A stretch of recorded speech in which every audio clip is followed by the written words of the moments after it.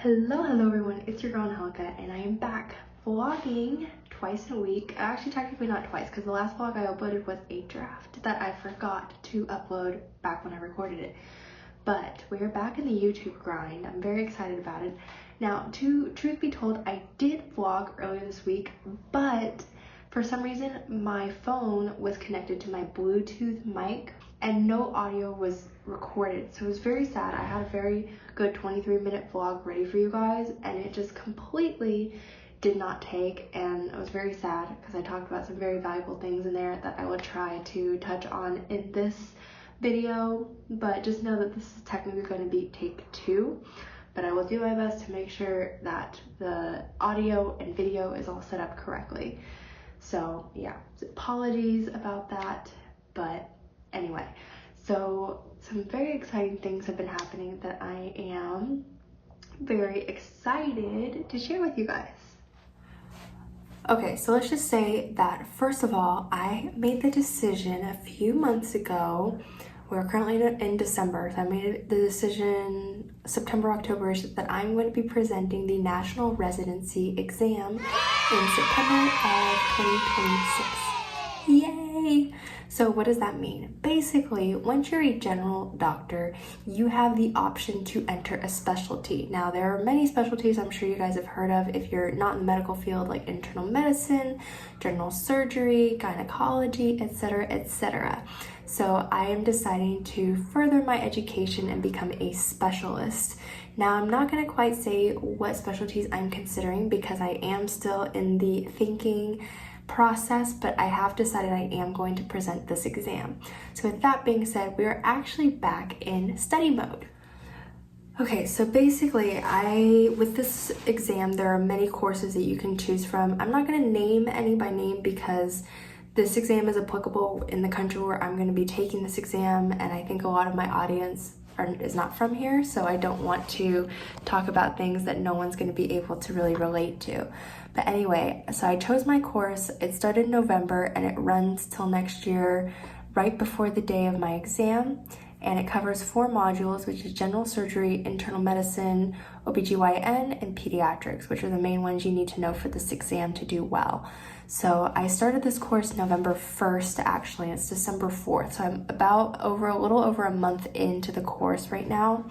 And I'm currently in my OBGYN module, which, if you guys didn't know, is not my favorite, just because it's not that I don't find it interesting, it's just very tedious in my opinion.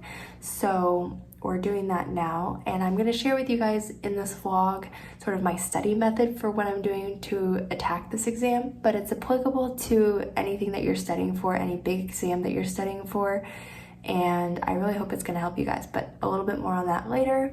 But yeah, that's sort of the main thing that I have been working on. The other thing is that I recently got a new job opportunity for teaching math, and so I'm also working on that, and I'm going into social service next year in February. So if you guys didn't know, in the country where I'm living, and this is not very common, but you're required to do 1 year's worth of sort of volunteer work to sort of thank the government for the opportunity to study. But it really doesn't make much sense in my opinion. I've never heard of such a thing coming from the States, but anyway, so that starts next year in February. So I've also been getting my paperwork and everything arranged for that.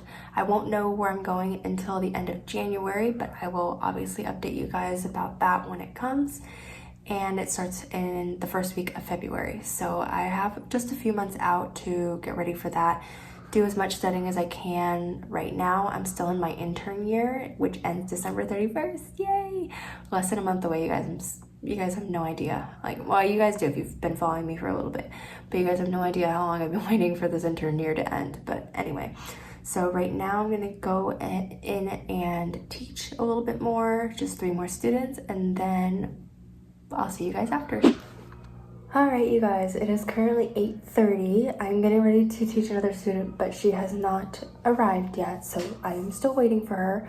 But I thought I would give you guys a little bit of a breakdown of how I'm preparing for this exam and sort of take you all through my study method. So my study method consists of 3 main phases, and I do not take aesthetic notes. I don't highlight, there's no passive learning. And this study method really has helped me retain and understand the information that I'm taking in, and keeping in mind that for these types of medical exams, you're expected to know a lot of material about a lot of different topics and be able to not only memorize but understand the information as it's being given to you in this very distilled form, and having to remember everything about every single pathology. Okay, so the first phase consists of getting the information. Now, I am very careful with how I do this. My course does give us a textbook as a base of reference that we can read, and I do read the textbook, but I do it in a very specific way. So the first thing I will do is I will open up my textbook on my laptop, and on the side, I'm going to do my scribble method. So what I will do is I have this old notebook from literally, it says the fall of 2023, so it's a very old notebook. And what I do is I just open it to a new page, and I literally scribble everything that I think is a keyword. Now, I'm not looking at this while I'm writing. So I literally have it next to me, and I'm looking at my textbook and I'm writing it on the side like this. And I'm not even looking at what I'm writing, because the point is these are not your notes. These you will never look, you will never look at again. The whole reason you're doing this is to stay focused. So our brain's tendency is to distract ourselves, because that's just how we're wired. So what this does is it gives you a distraction that is passive, so it allows you to still be concentrating on the material you're reading.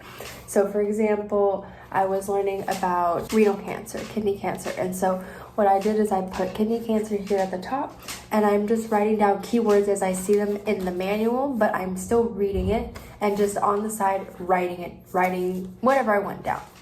Okay, and so what I also have is a little Muji notebook, and what I do with this is I do any tables or scales or any little bits of information that I feel like is going to be important later on, especially with these algorithms. The huge thing with medical school, especially learning about different pathologies, is really needing to understand the algorithm. So if you get a patient for the first time who presents with this, this, and this, what are your next steps? Okay, you do this, and then what do you do next? Etc., etc. And so I really struggle with things like that just in general, especially because there's so many you have to know. So I have this little notebook with little bits and pieces of information, kind of like an encyclopedia, I guess. And it's portable, so I can take it wherever I go. And if I'm sitting, I don't know, on the train or in a car, I can just whip this out and do some studying. Now, I really like this because, as I said, I don't take aesthetic notes. I don't really take notes in general. This is really all I take notes for. And at most per topic, you're writing down one or two things in this little notebook. Okay, so you are reading, you're doing your scribble method. If you come across information that is going to be very important, you write it in your little notebook. So now we're going to go on to phase 2. Okay, so phase 2 of my study method is, for me, this is very specific to my course, but there's videos that the doctor does for us for each topic. Okay, so this part is actually pretty simple. It's very similar to the first phase. Take your notebook, do your scribble method as you're watching the video. I am someone who has a very difficult time concentrating if the video is longer than literally 3 minutes, and a lot of these videos that we see are anywhere from 8 to 40 minutes, and so this actually helped me stay focused the entire time, I promise you. And again, these notes are not notes. This is just passive, what you're doing passively to keep yourself distracted, which in turn helps you concentrate. It doesn't make sense. I know the logic doesn't make sense the way I'm explaining it, but I promise you when you start doing this method, it's really gonna help boost your concentration. Okay, and then the last phase, which in my opinion is the most important phase, is how we're actually going to be able to retain and remember this information. So now we're on to the flashcards / Anki phase. So what I do for each topic as I'm going through is I am creating a master sheet of flashcards. Now, it looks like this. I have one column for the question and one column for the answers. And I do this for every topic. This one was for acute appendicitis. And as you can see, these are all my general surgery flashcards. Now, what this will serve as is your study guide. Again, did I take notes by hand to make these? No, you just simply type them into a computer, and there's a bunch of AI programs out there these days that can help you generate a lot of this as well if you don't want to type it by hand.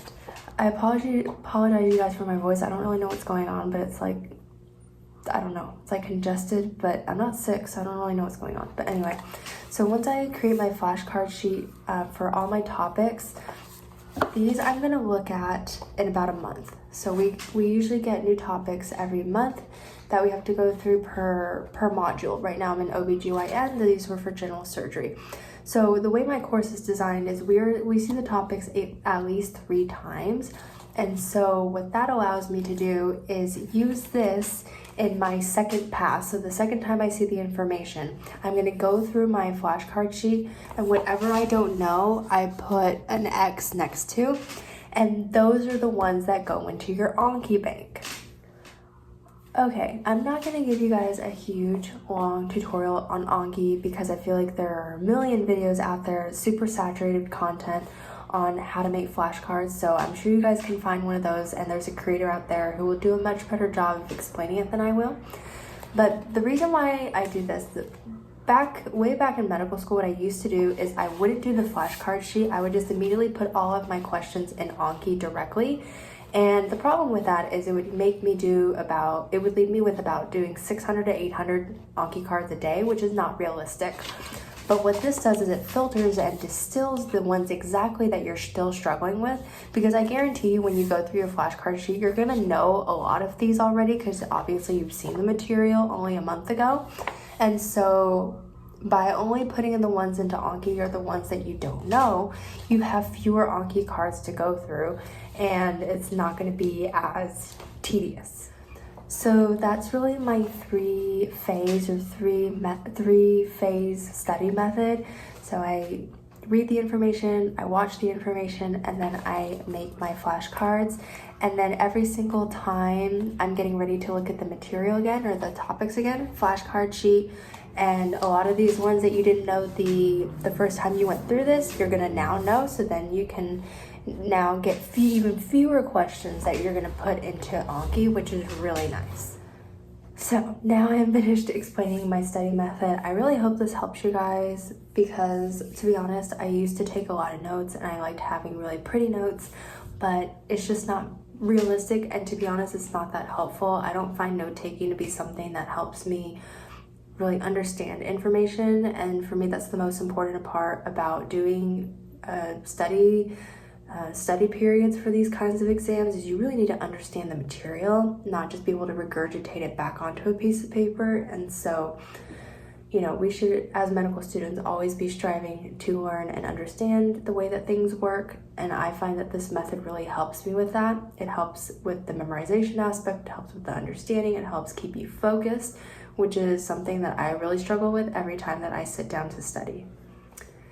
So if you guys like those tips, please let me know, because this is my study method and I've been using this just to prepare for this exam. Again, every single year it seems that I am getting ready to study, I use different methods, but that's just who I am. I like experimenting with different methods and seeing what works for me, what doesn't work for me, what's new that I've never heard of.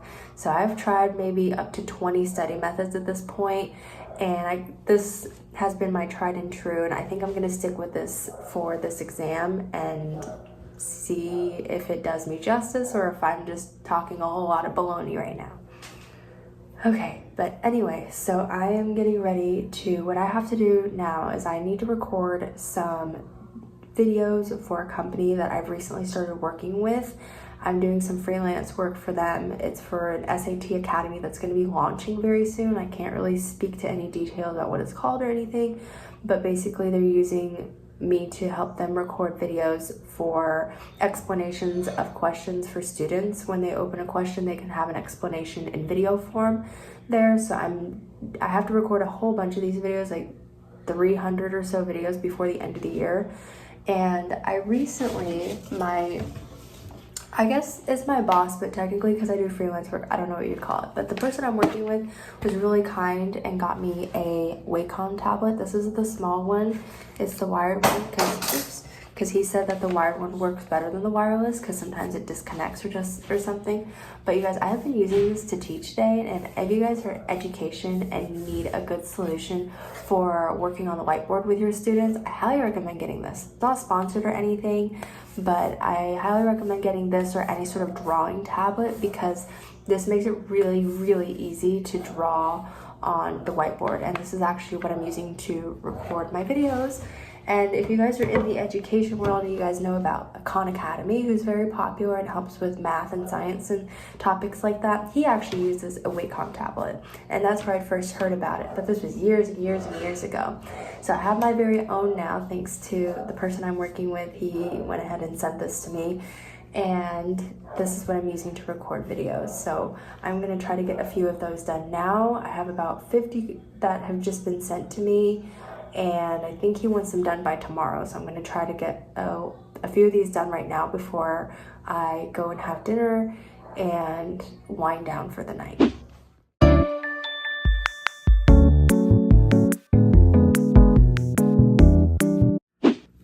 Alright, you guys, I just finished recording some videos and sent those off to be reviewed. Hopefully they're good.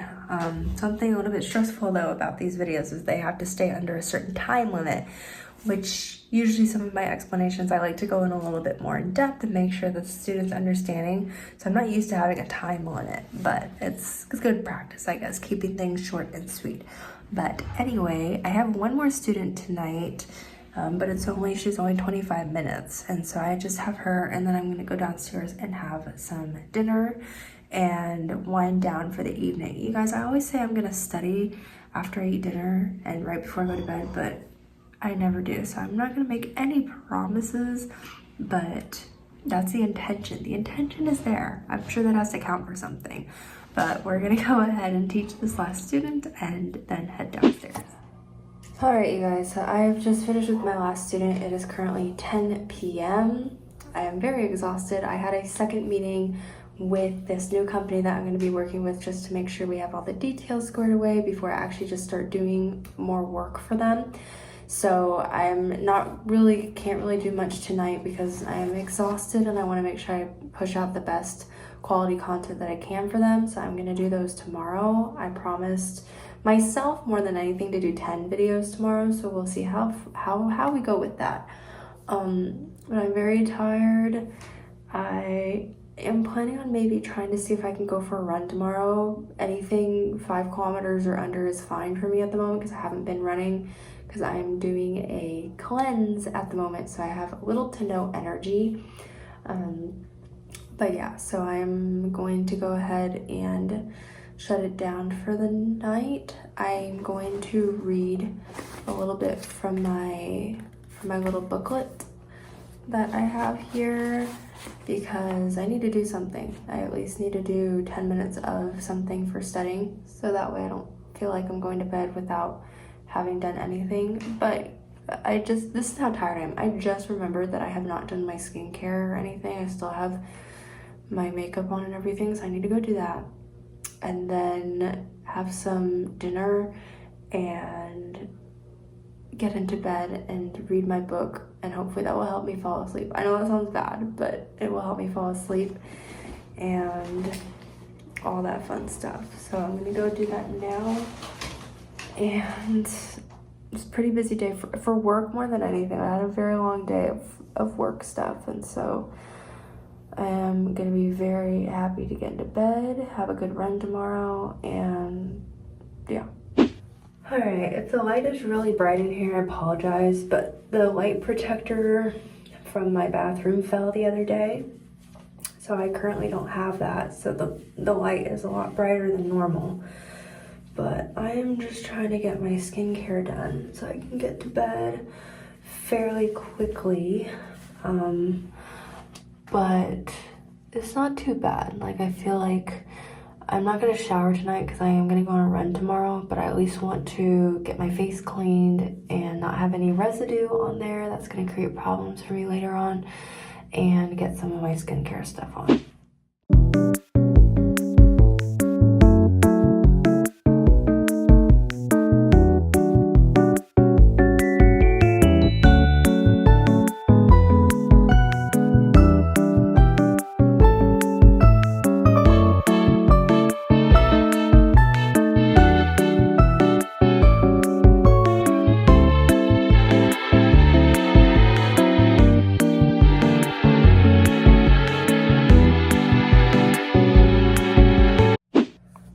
So I got my skincare done. Look at that, you guys. The skin is doing a lot better. It looks a lot healthier. I have this nice little pimple coming in, so we're having fun with that. But now I'm gonna go downstairs and have some dinner. Oh my goodness, good morning everyone. I look a little insane right now with my little clip and my, I don't know if you can see that, my little clip and my bun. But I just had a shower because I went on a walk this morning.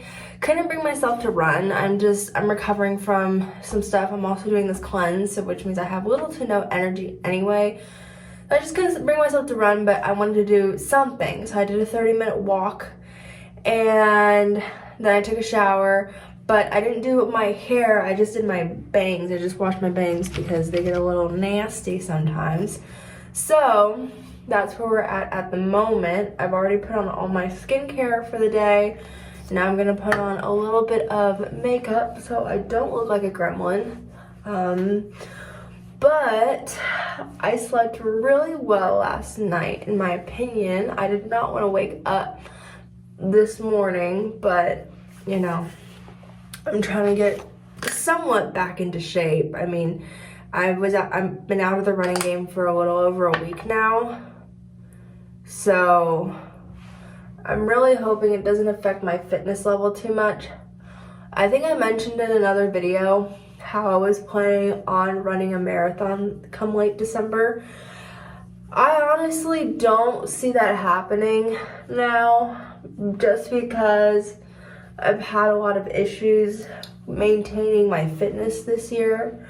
I started training for this marathon in May of this year, and obviously for anyone that would be more than enough prep time to, because at the time I've always been a runner, but that's when I really had I guess like purpose-driven training was when I started in May. So I figured that would have been more than enough time, and it should have been more than enough time to get me to my goal. But I had a few injuries this year, and I got COVID, and just a bunch of things. So I don't know, I feel like destiny is telling me this is not my year to run a marathon, which is kind of sad.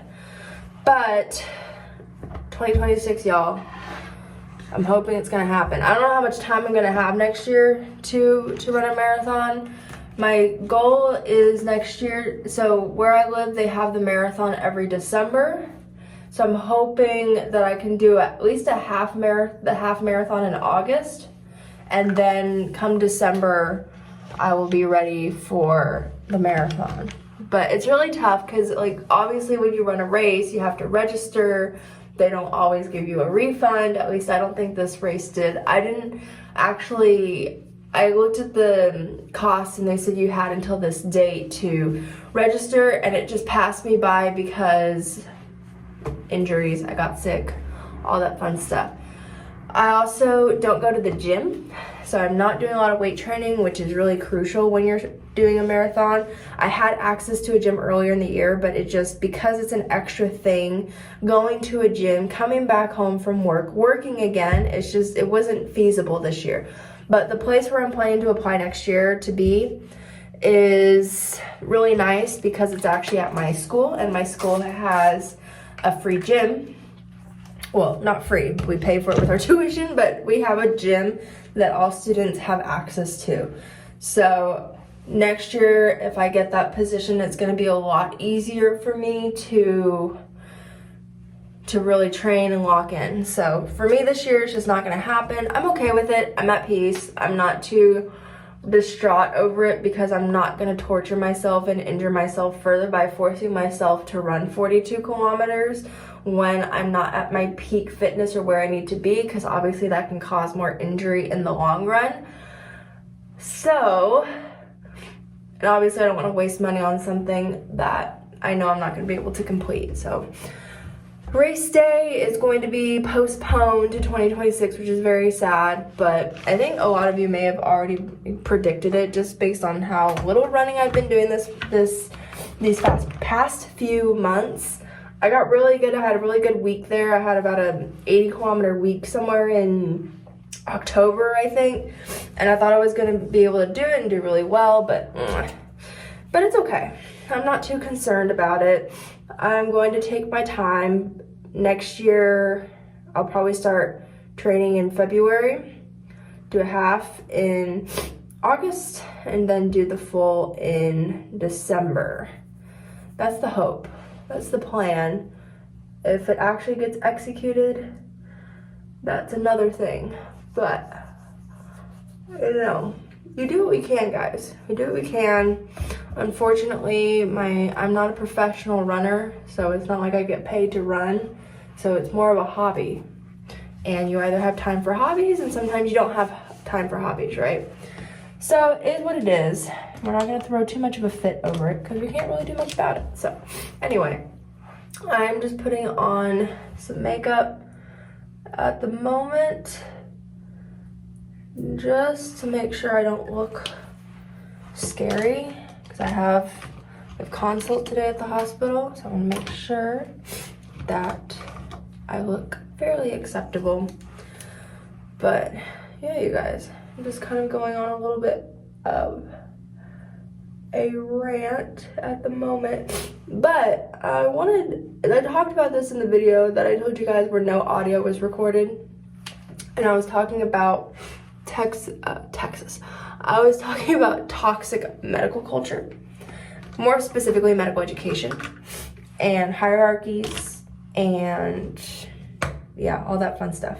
As you guys know, I'm a huge mental health advocate, and I think everyone should invest in therapy, and you should always put yourself first within reason, right? Don't be too selfish, greedy, right? Because that can come off as, it can go the other way, right? But taking care of yourself more than anything.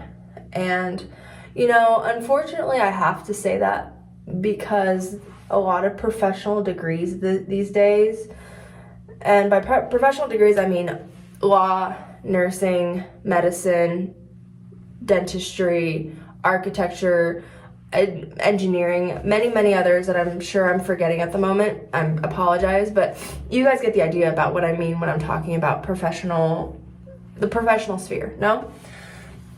Unfortunately, it doesn't have built-in self-care.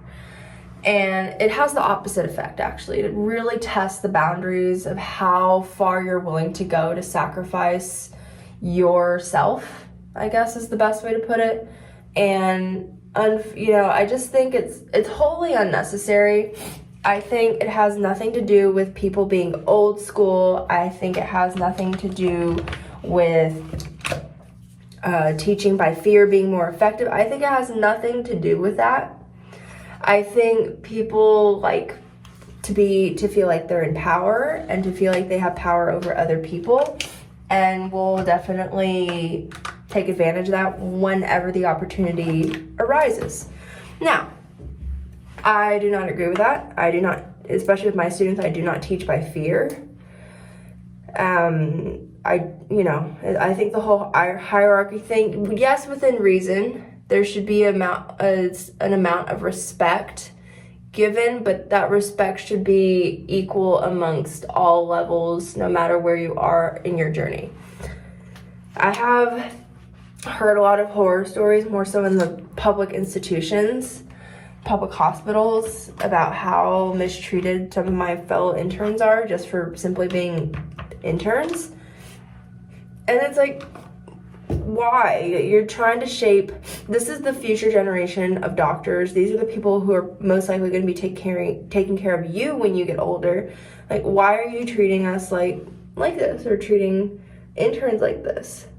There's this running joke that, you know, it goes intern, med student, resident, and then attending.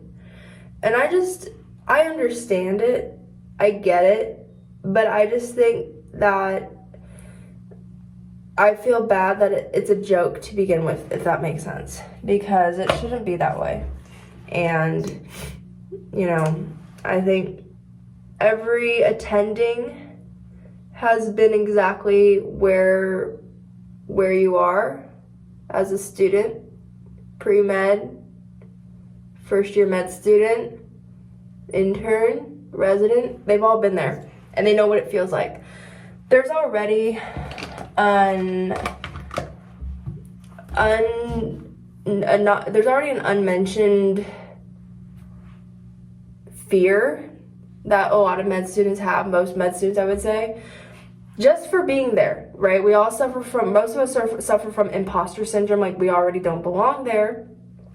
We're nervous because we're in charge of people's lives and we don't want to mess up, and we are very well aware of that. You don't need to add on top of that the fear of, you don't know this, why don't you know this, what are you, stupid? Like, no, like who is that helping? You know what I mean? Those types of comments. Now it's like, okay, maybe we should review this or read this and let me know tomorrow or something like that. And I do have many teachers who are like that, and I appreciate them, and they are the people I learn from the most. But people who are just out there to bring you down, like, I don't get it. But anyway, I finished my makeup. It's not much, but it's something. It's gonna not scare people away. I'm gonna dry my hair and fix my hair, and we'll be headed to the hospital very soon. But yeah. Alright guys, how do we look? A little bit better? Makeup. You guys can see I didn't put much on. I just put some sparkly stuff, some shadow, and I underlined my eyes, but that's pretty much it. Oh, a little bit of foundation, but it is what it is. I am so, like, just now, I became so tired. I don't know why. But anyway, I am going to make some breakfast, fill my water, and be headed out the door fairly soon.